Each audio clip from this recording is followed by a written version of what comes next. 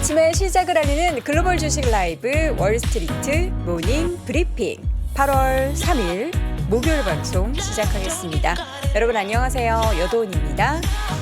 네, 어제 우리 아시아 증시, 국내 증시, 유럽 증시 할 것 없이 피치의 미국의 신용등급의 강등 여파가 전체적으로 시장을 좀 흔들리게 하는 원인이 됐는데요.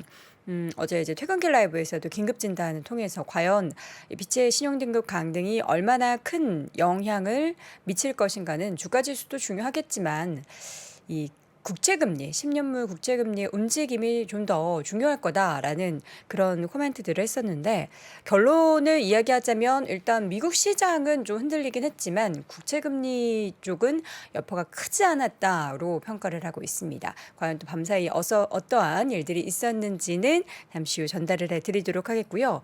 방금 하단에 나온 게 뭐였죠? 다시 한번 제가 오프닝을 하느라 못 봤는데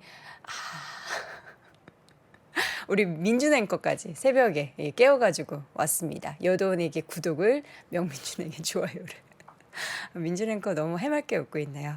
이따 오후에 또 클로징벨 라이브를 통해서 여명 콤비의 모습을 확인해 보실 수 있고요. 그 모습을 확인해 보고 싶으시다면 얼마나 처참하게 웃기고 있는지 확인해 보고 싶다면 구독을 눌러 주시길 바랍니다.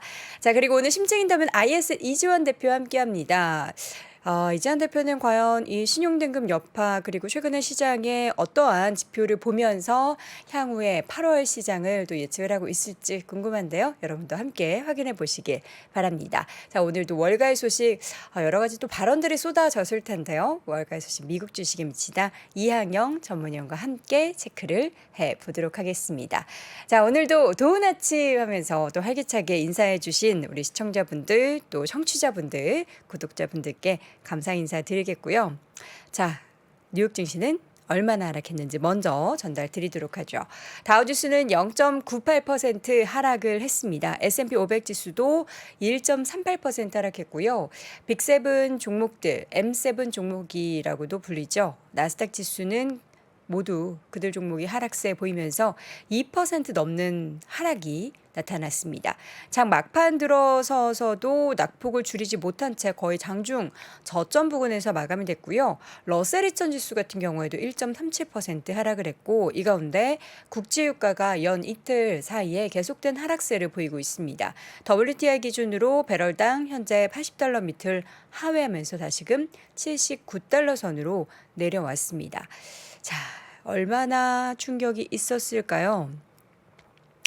미국 주요 신용평가사 중에 S&P 그리고 무디스, 피치 이런 3대 신용평가사라고 불리는데 큰 영향은 없을 거라고는 하지만 그리고 이전에도 한번 피치가 우리 이렇게 해서 좀 관찰을 하고 있어 라고 언급을 하긴 했었죠. 최고 등급에서 AA 플러스로 신용등급을 강등을 했습니다. 지난 몇 달간 계속해서 뉴욕 시장도 그렇고 강세를 이어왔기 때문에 이러한 부분들이 큰 영향은 주지 않을 것이다로 평가를 할 수는 있어도 좀 차익 실현의 빌미로 여겨질 수는 있겠죠. 2011년 S&P가 미국의 신용등급을 강등하고 나서 처음으로 있는 일입니다.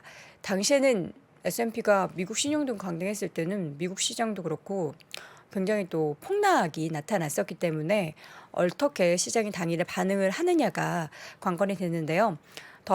AA 플러스로 내린 당일의 시장의 여파는 일단은 제한적이었다라는 분위기입니다.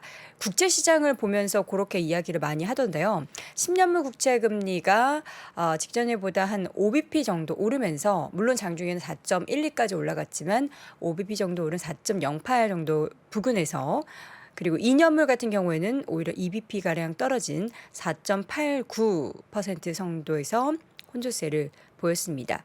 그래서 과거에 S&P가 미국의 신용등급을 강등했을 때와는 조금 다른 모습을 보였다.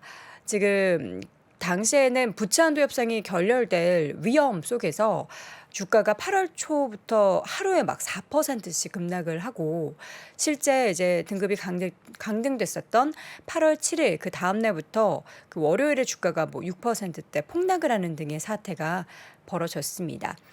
전문가들의 분석을 보면은요, 이번에 이러한 피치의 신용등급 강등 여파는 제한적일 거라고 보고 있고요. 제닌 옐런 재무장관도 이번 피치의 결정에 동의하지 않는다. 자의적인 해석과 오래된 데이터들을 토대로 이런 결정을 내린 거다라고 이야기하고 있고, 또 JP모건의 제이미 다이먼 회장은 CNBC와의 인터뷰를 통해서 이 부분에 대해서 대출 비용을 결정하는 것은 신용평가 기관이 아니라 시장이기 때문에 신용등급 하향은 별로 중요하지 않다. 라면서 시장에 미칠 악영향에 대해서 좀 일축하는 발언들을 했고요. 또 피치에 대해서 우리 모두가 알고 있는 몇 가지 문제를 지적하고 있고, 다른 나라가 미국보다 높은 등급을 받고 있다라는 것은 어리석은 일이다 라면서 좀 비판에 나섰습니다. 자, 이 가운데 여러 가지 지표, 경제 지표 발표가 있었는데 고용 관련한 지표 내용이 이게 예측이 어떻게 이렇게 틀릴까 싶은데요. ADP 전미 고용 보고서의 발표 내용 보면요. 7월 민간 부문의 고용이 전월보다 32만 4천 명 증가한 것으로 발표가 됐습니다. 전달 45만 5천 명보다는 좀 줄어들었는데 월스트리트 저널을 집계했었던 전문가 예상치가 17만 5천 명이었습니다. 왜 이렇게 전망을 틀리게 하는지, 전달에도 굉장히 차이가 많이 났거든요. 이럴 거면 좀 올릴 법한데 굉장히 많은 차이가 났습니다. 7월 임금 상승률 같은 경우에는 전년비 6.2%를 기록하면서 직전월 6.4%보다는 둔화했습니다. 요 임금 상승률은 계속해서 조금씩 둔화가 나타나고 있는 상황이죠. 그리고 이제 앞으로 노동부에서 고용보고서 발표될 예정인데, 고용이 또 이렇게 여전히 견조한 모습을 보이게 될 경우에는 연준에서 추가 금리 인상 가능성이 또 높아질 것이라는 시장의 예측들이 좀 나오게 될 텐데, 뭐 여전히 뜨겁죠. 고용 보고서도 뜨겁게 나타날 거라서 뭐 항상 연준이 이것을 빌미로 해서 시장을 좀 압박을 하곤 하는데, 과연 지금처럼 이렇게 올라와 있다가 살짝 내려온 가운데 시장은 또 이를 어떻게 평가할지는 지켜보도록 하겠습니다. 자, 그리고 기업들의 주가의 움직임 좀 보자면요. 필수 소비재 헬스케어 관련한 종목들을 제외한 9개, 11개 업종 중에서 9개 업종이 모두 하락을 했고요. 기술주나 통신주의 하락폭이 유독 컸습니다. 종목별 흐름을 맵을 통해서 보겠습니다. 자, 딱 극명하게 보이시죠? 좀 우측에는 초록불이 그래도 조금 들어와 있는데, 좌측을 보면은 대부분 좀 큰 폭의 하락세가 두드러지게 나타났습니다. 마이크로소프트가 2% 넘게 하락했고요. 실적 발표 예정돼 있는 애플의 주가가 1%대. 실적 발표가 나와야 하는데 제가 나오면은 바로바로 전달을 해드리도록 하겠습니다. 그리고 엔비디아를 비롯한 반도체주들도 일제히 하락했습니다. 엔비디아가 좀 크게 하락했습니다. 4.8%, 인텔의 주가도 3.94%, 브로드컴도 3% 하락했는데 AMD가 좀 심각했죠. 어제 AMD 실적 발표하고 나서 AI 쪽에 대한 매출의 증가 자신감을 내비치고 주가가 애프터마켓에서는 상승을 보였는데요. 본장에서는 7% 하락했습니다. 일단은 전분기에 예상보다 좀 실적이 나았다. 그러나 이제 절대치로 보면은 사실 실적이 좀 줄어든 거거든요. 그러나 향후의 실적에 대해서 물론 AI에 대한 자신감을 피력하긴 했지만 PC 시장의 약세로 인해서 애널리스트들이 예상했었던 것보다는 매출에 대한 예상치가 좀 약했다. 라는 부분들, 그리고 뱅크 오브 아메리카나 JP모건을 포함한 몇몇 증권사에서는 IB 쪽에서는 요거 약간 좀 애매해지고 있다. 약간은 부정적인 뉘앙스가 풍기는 그러한 분석 가운데 주가가 7%나 하락을 했습니다. AMD뿐만 아니라 실적 가이던스에 대한 좀 부정적인 심리로 태양광 관련한 기업인 솔라이츠 같은 경우에도 주가가 18%나 급락을 했는데요.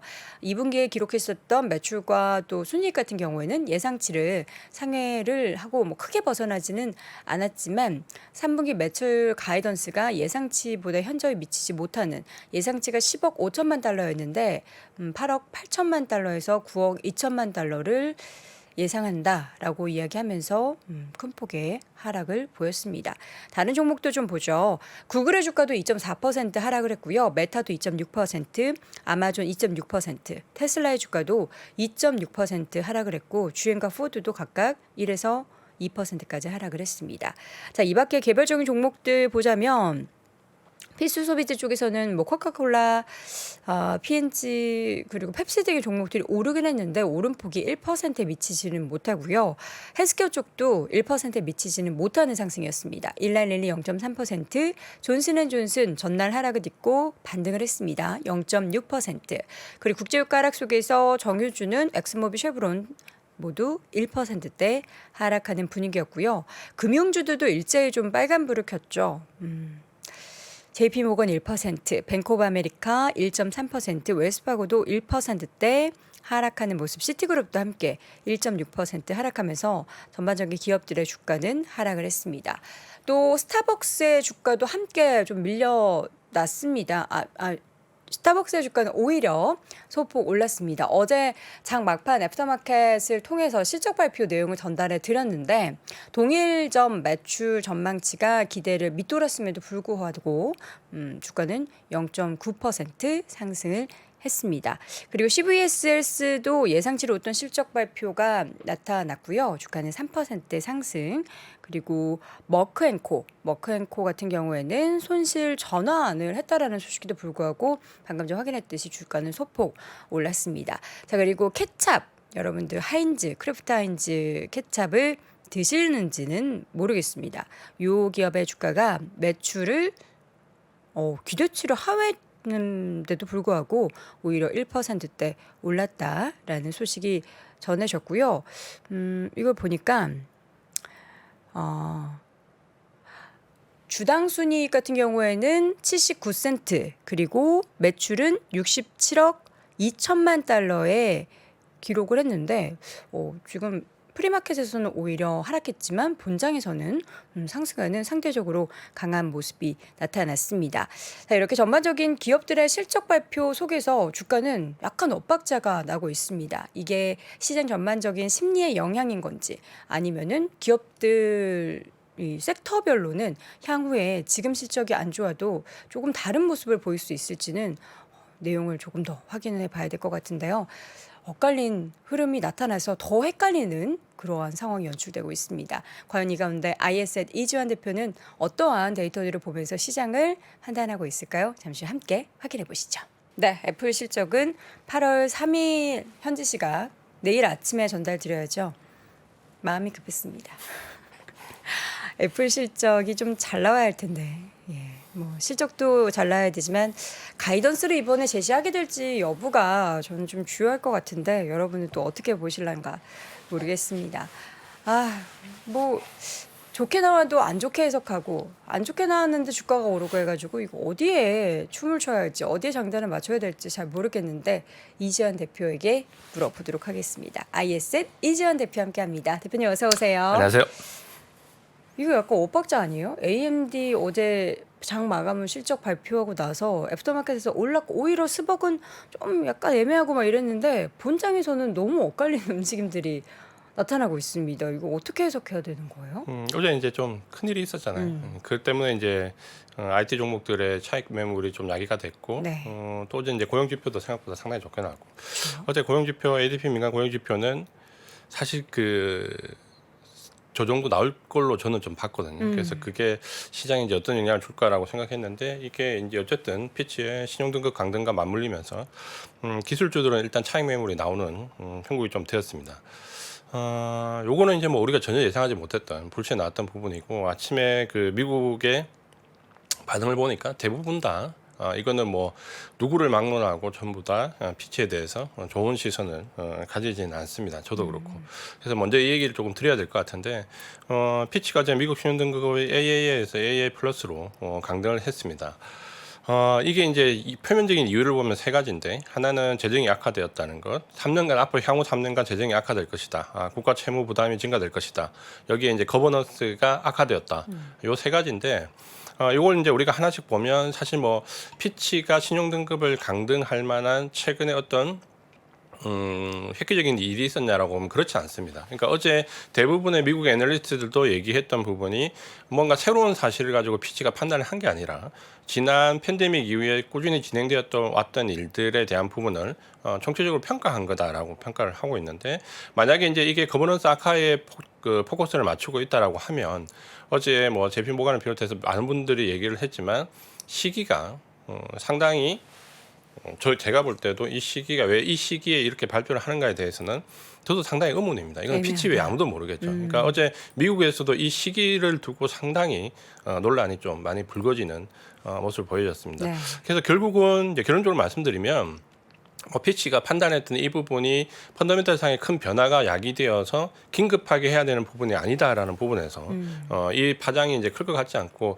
어제 이제 이 얘기가 나올 때 저도 다른 곳에서 특별히 언급을 안 했는데 이유는 결국 이제 그 미국 시장의 반응을 좀 보려고 했습니다. 네. 그러니까 좀 전에 그 보니까 말씀하신 것처럼 2011년도에 이제 비슷한 상황으로 S&P가 미국 신용 등급을 강등을 했습니다. 이때는 이제 S&P 500이 가격적으로 본다면 한 4일 동안 16.8% 급락을 했습니다. 이때 이제 10년 만기 국채 금리가 3%에서 1.7%로 급락을 했고, 달러 인덱스는 8% 급등을 했습니다. 그러니까 이걸 보면 이제 순간적으로 이해 안 가실 부분이 원래 이제 신용 등급이 하락하면 그 나라의 통화 가치가 폭락하고 국채가 굉장히 이제 큰 폭으로 하락하게 되는데, 이제 미국은 반대죠. 뭐냐면 이런 현상이 나오면 오히려 안전 자산에 대한 선호가 더 커지면서 네. 국채 가격이 뛰고 달러 인덱스가 보신 것처럼 8% 급등을 하게 되죠. 그러니까 이때도 달러 인덱스가 신용등급 감등이 나올 때는 2% 정도 하락을 했다가 바로 8% 급등을 해버렸거든요.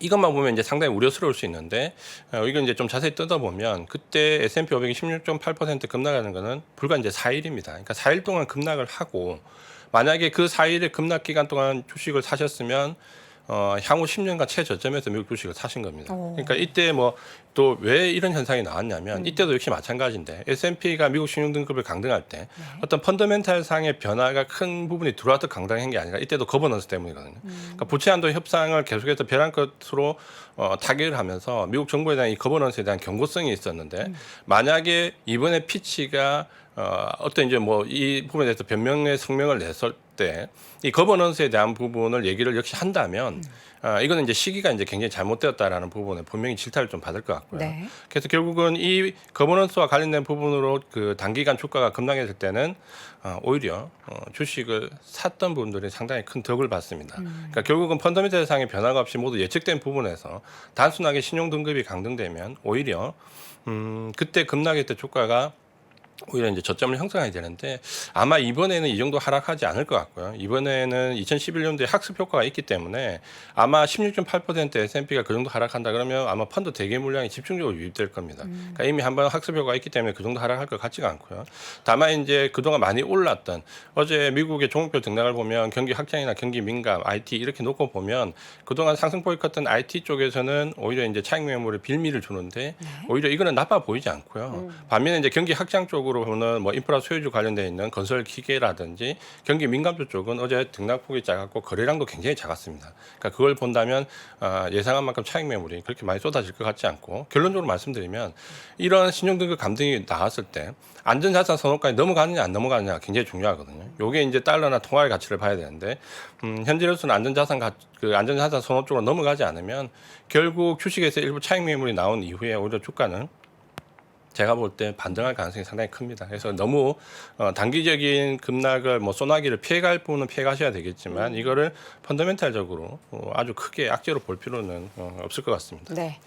자, 실적 발표 이야기를 할 텐데 그 전에 앞서서 지금 퀄컴도 오늘 장 마감 후 실적 발표를 했습니다. 예상보다 낮은 매출이 발표가 되면서 지금 애프터마켓의 움직임은 7% 넘는 하락세를 보이고 있고, 페이팔 같은 경우에도 인라인, 그러니까 예상과 맞는 부합하는 그런 실적을 발표했음에도 불구하고 애프터마켓에서는 오히려 하락세를 보이고 있습니다.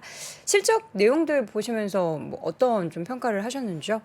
원래 이제 그 어제 신용등급 안 나왔을 때는 네. 그 실적 시즌을 보면서 저는 이제 두 가지 생각을 좀 했습니다. 하나는 빅테크 기업들의 밸류에이션 부담이 좀 완화됐다. 그러니까 이거는 결국 이제 그 발표된 실적들이 물론 이제 EPS가 쫓아 올라왔던 부분도 긍정적이고, 특히 이제 가이던스 쪽에서 상당히 밸류 부담을 줄여줄 수 있다라는 것과 또 IPO를 통해서 이제 실적 발표 시기에 나왔던 기업들의 상황을 보면 이 캐펙스가 확대되고 있다는 부분에 상당히 저는 긍정적으로 봤거든요. 이 두 가지가 향후 이제 주식시장에서 상당히 중요한 부분의 역할을 골드락스와 맞물리면서 할 걸로 기대가 좀 되고 있습니다.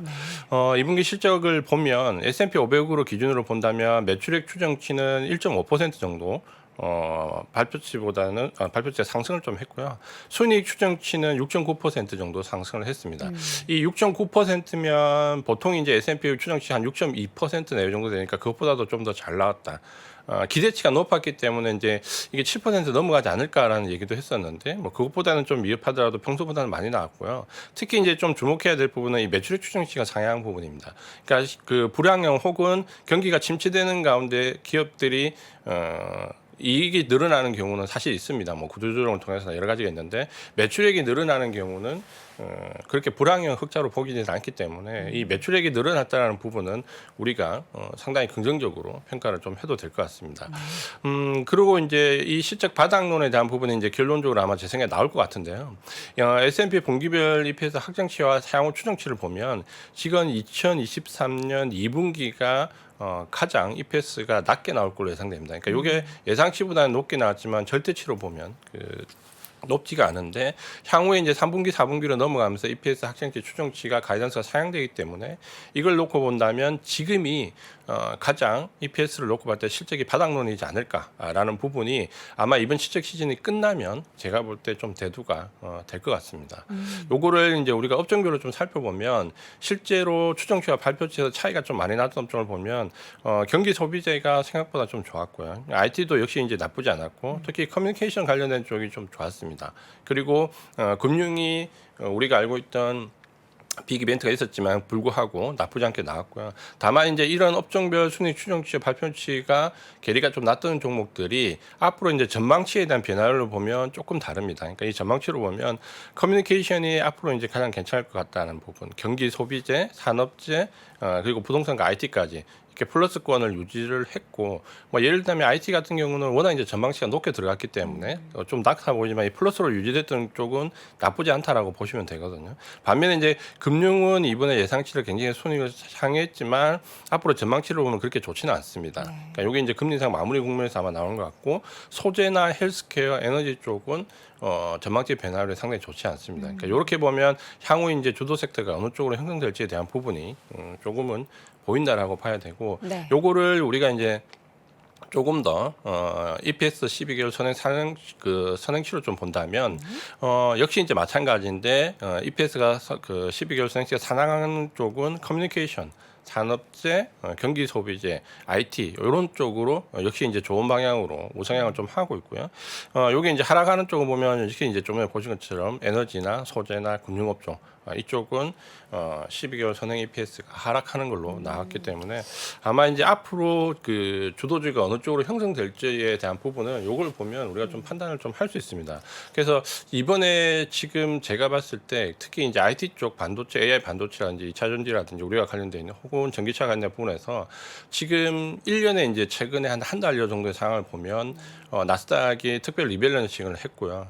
금리 인상 25p를 했고, 그리고 이번에 이제 그 피치의 신용등급 하향까지 어떻게 보면 이 IT 섹터를 집중적으로 차익 매물에 유발할 수 있는 일련의 상황들이 지금 연속해서 나오거든요. 그러니까 만약에 이런 일들이 발생을 하지 않고 IT 섹터들이 빅테크 기업들이 여기서 오버슈팅으로 바로 가버렸다면 네.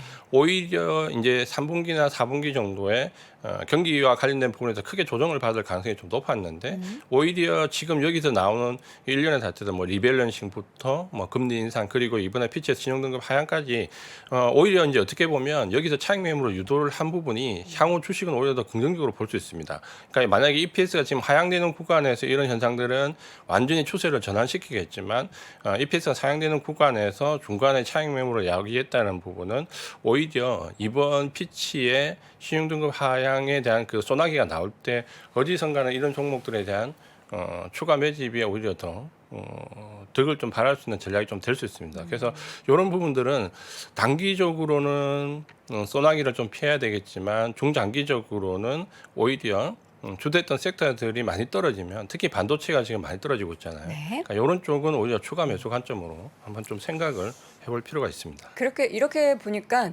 상반기와 하반기의 움직임이 크게 다르지 않을 것 같다는 생각이 드는데요. 상반기에 올랐던 섹터들, 좋았던 섹터들이 하반기에도 그 흐름을 이어갈 수 있다. 이렇게 좀 결론 지어도 되나요?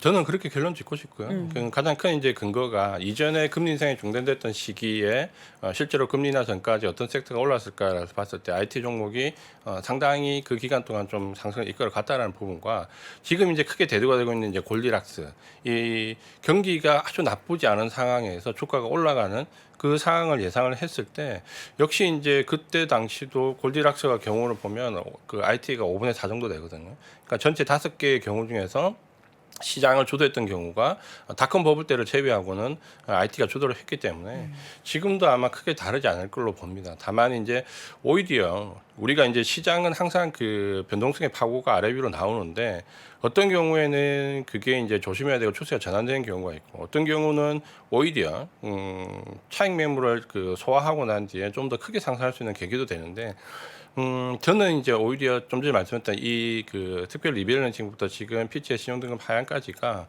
오히려 지금 그 주도 섹터에 접근하지 못했던 투자자분들이 여기서 차분하게 조금 기다렸다가 이번을 활용해 가지고 오히려 이제 이쪽 섹터에 접근하는 전략으로 가시는 것도 상당히 저는 좋을 걸로 보고 우리가 이게 경기 확장과 관련되어 있는 랠리가 아니기 때문에 순환매 개념으로 접근해서는 안 되거든요. 그러니까 순환매 개념으로 접근하지 않는다라는 말은 거꾸로 뒤집어서 얘기하면 결국 이제 가는 말이 계속 간다는 말과 일치합니다. 그러니까 요거를 잘 생각을 해보시면 제가 볼 때는 오히려 이번에 피치의 신용등급 하향이 아주 좋은 기회가 되지 않을까 개인적으로는 그렇게 생각하고 있습니다.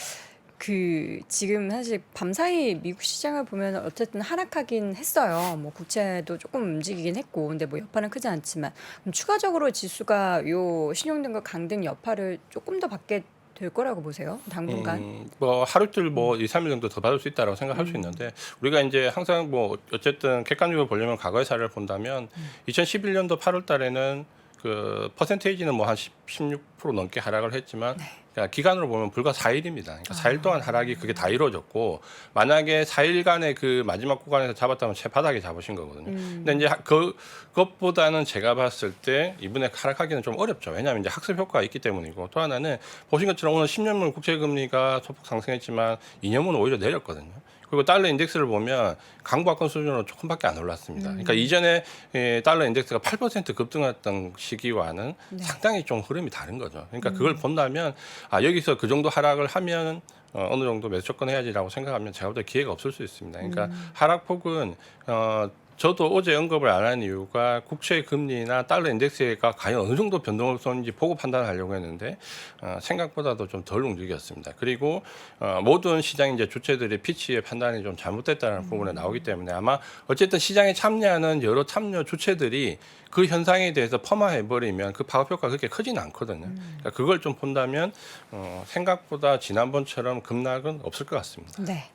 자, 마지막으로 지금 캐펙스가 견인되고 있는 세 가지 요소, 이거는 어떤 인사이트를 말씀해 주시는 걸까요? 요게 이제 최근에 신한투자증권 자료를 보니까 상당히 정리가 잘 돼 있는데 저도 이제 이번 실적 시기에서 중요한 건 그 EPS 상승과 관련된 부분을 놓고 보면 우리가 반도체 섹터에서 가장 중요해 보는 게 과연 이제 여기가 바닥이 될 거냐 안 될 거냐 부분에서 결국은 바닥론을 만드는 부분은 이 캐펙스의 자본적 지출이 이제 어느 정도 턴어라운드 하느냐 안 하느냐가 굉장히 중요한데 미국 미국은 이번에 실적 발표도 굉장히 중요했지만 이 EPS 상향 가이던스 상향을 놓고 캐펙스가 전반적으로 특히 IT 섹터를 중심으로 올라가는 것은 상당히 긍정적입니다. 그래서 그 왜 캐펙스가 이렇게 올라가느냐를 봤을 때 세 가지 정도로 봤는데 하나는 미국 주식 공급망이 재편되면서 결국은 이게 하나의 잠정 지출을 늘리는 계기가 되었다. 뭐 이거는 누구라도 동의할 겁니다. 팬데믹 이후에 미국이 가장 공을 들이는 요소 중에 하나고요. 또 하나는 미국이 이제 인프라 관련된 법안을 통과시킨 이후에 이게 이제 서서히 좀 빛을 발하고 있습니다. 특히 그 섹터별 등락을 잘 보시면 미국의 IT 섹터에 우리가 집중을 하고 있지만 뭐 캐터필러나 같은 건설 기계 쪽이나 이쪽 보면 주가가 상당히 그 신고가를 경신하고 있습니다. 그리고 어제 급락할 때도 이쪽 섹터 종목들은 거의 급락을 안 합니다. 그러니까 그게 본다면 인프라 관련된 투자가 본격화되면서 이 캐펙스의 지출이 당연히 늘어나고 있고 그리고 이제 세 번째는 우리가 잘 알고 있는 이 빅테크 기업의 AI 투자와 관련된 부분에서 상당히 지출이 이제 잠정 지출이 늘어나는 부분이 역시 긍정적이다. 그러니까 이 세 가지가 결국은 이 캐펙스의 긍정적인 그 견인 역할을 우리가 좀 생각할 수 있고 이 부분이 결국은 향후 이제 EPS 상승과 맞물려 있다는 점에서 주가의 흐름으로 본다면 상당히 하반기에 중요한 역할을 할 걸로 보입니다. 그래서 역시 캐펙스 주도 섹터에서 그렇다면 지금은 이제 중간재와 관련된 쪽에서 가장 포커스를 많이 맞추고 있거든요. 어쨌든 뭐 캐펙스가 당장은 중간재 위주로 늘어날 가능성이 높은데 거기서 본다면 홈빌더 쪽하고 반도체 쪽 그리고 자본재 쪽 그리고 건자재나 기계 전력기기 최근에 이제 GE 같은 경우도 보면 여기에 굉장히 해당되면서 캐터필러나 GE 같은 경우는 주가 흐름이 상당히 좋거든요. 그러니까 이런 쪽에 부분들이 알게 모르게 지금 주식시장에 반응이 좀 되고 있고 우리가 그 어떻게 보면 IT 섹터 자체만 좀 몰려 있을 때 실제로 주가를 형성하는 주도주들은 이런 쪽에서 지금 많이 나오고 있습니다. 그러니까 어느 정도 이런 쪽이 하반기에는 밸류를 형성하고 가치를 찾아가는 쪽에서 아마 맞출 것 같고 그렇게 본다면 여전히 이제 IT 쪽의 반도체라든지 이런 쪽은 우리가 주목을 좀 해봐야 될 것 같고요. 나머지 이제 경기가 관련된 쪽에서도 충분히 주목을 해볼 종목들이 하반기에는 좀 나올 수 있다. 다만 이제 여기를 벗어나는 섹터들을 본다면 주가는 상당히 차별화될 가능성이 있고 결국은 이 캐펙스 뭐 이 부분이 EPS 상승 이렇게 연결되는 순환고리에 있는 종목들은 주가가 계속해서 상승을 하겠지만 그렇지 않은 종목들은 이번 실적 시즌이 지나고 나면 상당히 지지부진한 흐름을 보일 수 있다는 쪽에서 주가의 흐름은 양극단으로 갈 수 있다. 이렇게 말씀을 드리겠습니다. 네. 자, 이제 2분기 실적 시즌도 거의 절반을 지나서 막판을 향해 가고 있는데 복병이 하나 등장하긴 했습니다. 그럼에도 불구하고 우리가 2분기를 기대할 수 있는 건 결국에는 2분기 기대되는 섹터가 있고 기업이 있기 때문인데 자, 앞으로도 우리 또 이전 대표님께서 그들 섹터의 움직임에 대한 데이터 쭉 가지고 오실 거니까요. 이 시간을 통해서 중간중간 점검해 보시면 좋을 것 같습니다. 자, 이렇게 해서 오늘도 심층 인터뷰 IS셋 이지환 대표와 함께했습니다. 대표님 고맙습니다. 고맙습니다. 복잡하고 어렵게 느껴지는 재무제표와 용어들 친절한 투자 멘토 사경인 마스터가 매주 새로운 콘텐츠로 알기 쉽게 설명해드립니다. 재무제표 분석과 포트폴리오 구성 뭐 양대 재무제표라고 그러면 대차대조표랑 손익계산서가 있거든요. 매수 매도 방법 이때 사는 게 좋겠네. 이렇게 사면 좋겠다. 근데 이렇게 살려면 뭘 해야 되냐면요. 나머지 3분의 1은 놔둬봅니다. 어디까지 가는지. 실전 투자 팁까지 알려드립니다. 오직 3프로 멤버십에서만 만나실 수 있습니다.